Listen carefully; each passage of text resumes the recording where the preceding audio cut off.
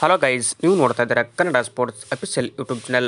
ಬಾಬರ್ ಕೊಹ್ಲಿ ಒಂದೇ ತಂಡದಲ್ಲಿ ಅಭಿಮಾನಿಗಳಿಗೆ ಆಯಿತು ದೊಡ್ಡ ಶಾಕ್. ಹಾಗಾದರೆ ಏನಿದು ಅಂತ ಕಂಪ್ಲೀಟ್ ಮಾಹಿತಿ ಈ ಒಂದು ವಿಡಿಯೋದಲ್ಲಿ ನಾನು ತಿಳಿಸ್ಕೊಡ್ತಾ ಹೋಗ್ತೀನಿ.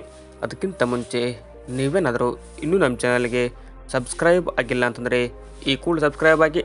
ಹಾಗೆ ನೀವು ವಿರಾಟ್ ಅಥವಾ ಬಾಬರ್ ಈ ಇಬ್ಬರಲ್ಲಿ ನಿಮ್ಮ ಬೆಸ್ಟ್ ಪ್ಲೇಯರ್ ಯಾರು ಅಂತ ಕಮೆಂಟ್ ಬಾಕ್ಸಲ್ಲಿ ಕೂಡ ತಿಳಿಸಿ. ಬಾಬರ್ ಕೊಹ್ಲಿ ಒಂದೇ ತಂಡದಲ್ಲಿ ಆಡ್ತಾರೆ ಅಂತ ಕೇಳಿದ್ರೆ ಎಸ್ ಅಂತ ಹೇಳ್ಬೋದು.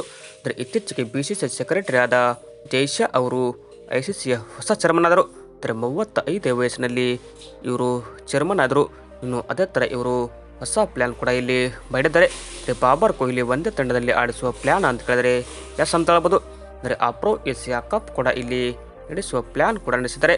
ಅಂದರೆ ಅಪ್ರೋ ಅಂದರೆ ಆಫ್ರಿಕಾ ಮತ್ತು ಏಷ್ಯಾ ತಂಡದ ರಾಷ್ಟ್ರಗಳಂತ ಹೇಳ್ಬೋದು.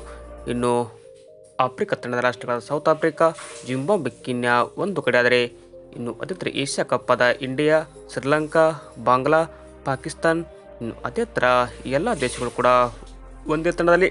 ಹೀಗಾಗಿ ಪಾಕಿಸ್ತಾನ್ ಏಷ್ಯಾ ಕಪ್ನಲ್ಲಿ ಬರೋದ್ರಿಂದ ಭಾರತ ವರ್ಸಸ್ ಆಫ್ರಿಕಾ ಅಂತಲೇ ಹೇಳ್ಬೋದು. ಅಂದರೆ ಬಾಬರ್ ಅಜಮ್ ಮತ್ತು ವಿರಾಟ್ ಕೊಹ್ಲಿ ಅವರು ಒಂದೇ ತಂಡದಲ್ಲಿ ಆಡ್ತಾರೆ. ಬಟ್ ಇದು ವರದಿಯ ಪ್ರಕಾರ ಅಂತಲೇ ಹೇಳ್ಬೋದು. ಅಂದರೆ ಈ ಹಿಂದೆ ಕಳೆದ 2 ಸೀಸನ್ ಕೂಡ ಆಗಿತ್ತು. ಅಂದರೆ ODI ಫಾರ್ಮೆಟ್ನಲ್ಲಿ ನಡೆಸಲಾಗಿತ್ತು ಅಂತ ಕೂಡ ಹೇಳಿದರು. ಬಟ್ ಇದೀಗ T20 ಫಾರ್ಮೆಟ್ಗೆ ಇದನ್ನು ಕನ್ಸಿಡರ್ ಮಾಡುವ ಎಲ್ಲ ಸಾಧ್ಯತೆಯೂ ಇದೆ ಅಂತ ವರದಿ ಹೇಳ್ತದೆ. ವಿಡಿಯೋ ಇಷ್ಟ ಆದರೆ ಲೈಕ್ ಮಾಡಿ, ಹಾಗೆ ನಿಮಗೆ ಅನಿಸುತ್ತಾ ಕಮೆಂಟ್ ಮಾಡಿ. Thank you.